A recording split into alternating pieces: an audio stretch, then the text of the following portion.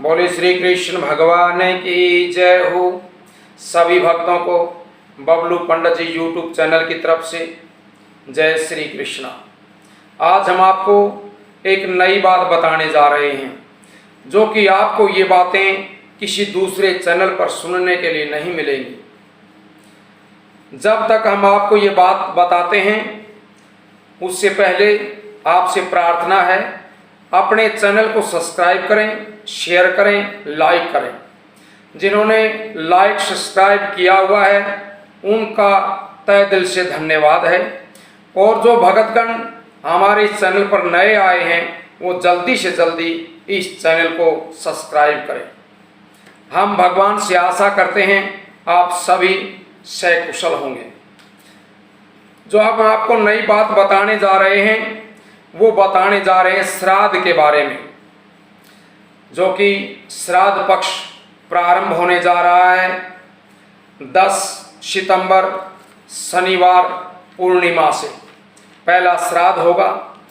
हम श्राद्ध किस लिए निकालते हैं ये हम आपको बताएंगे। श्राद्ध की क्या परिभाषा है, श्राद्ध किसे कहते हैं?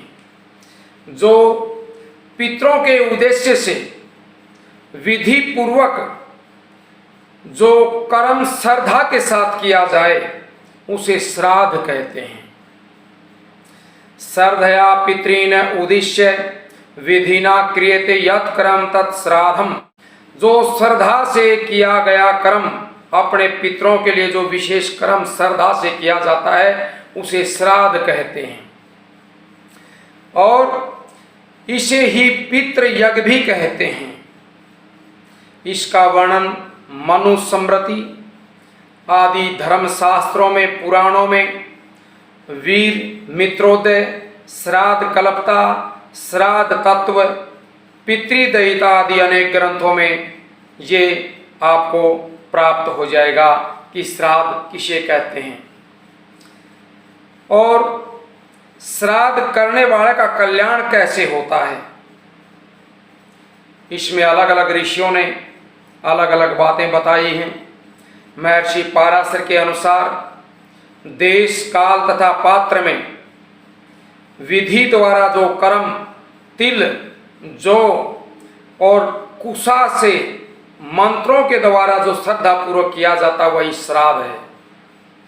महर्षि बृहस्पति ने श्राद्ध तव में वर्णित महर्षि पुलस्त्य के वचन के अनुसार जिस कर्म विशेष में दुग्ध, घी और मधु से अच्छी प्रकार से पकाए हुए उत्तम व्यंजन को श्रद्धा पूर्वक पितृगणों के उद्देश्य से ब्राह्मण आदि को भोजन कराया जाए उसे भी श्राद्ध कहते हैं। अब श्राद्ध किसे कहते हैं तो आपको बता दिया गया, लेकिन श्राद्ध कर्ता का भी कल्याण हो और जिसके लिए श्राद्ध किया जाए उसका भी कल्याण हो। ये श्राद्ध किस तरह से किया जाता है? जो प्राणी विधि पूर्वक शांत मन से श्राद्ध करता है, श्रद्धा से जो श्राद्ध करता है वह सभी पापों से रहित होकर के मुक्ति को प्राप्त होता है तथा फिर संसार चक्र में नहीं आता है। इसलिए प्राणी को पितृगण की संतुष्टि तथा अपने कल्याण के लिए भी श्राद्ध अवश्य करना चाहिए। जिसके पितृ रुष्ट हुए हैं वो अपने पितरों को प्रसन्न करने के लिए, उनका आशीर्वाद प्राप्त करने के लिए श्राद्ध अवश्य करें। इस संसार में श्राद्ध करने वाले के लिए श्राद्ध से श्रेष्ठ और कोई अन्य कल्याणकारी उपाय नहीं है तथा ये महर्षि सुमंत द्वारा भी बताया गया है। श्राद्धात् परतरम नान्यच्छे यस्कमुद्दातरम तस्मात् सर्वप्रयत्नेन श्राद्धं कुर्याद्विचक्षणः। अर्थात इस जगत में श्राद्ध से श्रेष्ठ अन्य कोई भी कल्याणप्रद उपाय नहीं है। इसलिए बुद्धिमान मनुष्य को पूरी यत्न पूर्वक श्राद्ध करना चाहिए। इतना नहीं, श्राद्ध अपने अनुष्ठान की आयु को बढ़ाता है, पुत्र प्रदान करता है, कुल परंपरा को बनाए रखता है, धन धान्य का अंबार लगा देता है, शरीर में बल पौरुष का संचार करता है, पुष्टि प्रदान करता है और यश का विस्तार करते हुए सभी प्रकार के सुख प्रदान करता है। श्राद्ध से मुक्ति।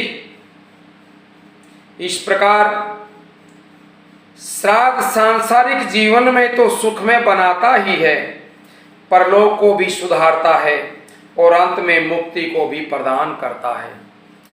आयुः प्रजाम धनम विद्याम सौरगम मोक्षम सुखानि च प्रयच्छन्ति तथा राज्यम पितरः श्राद्ध तर्पिताः।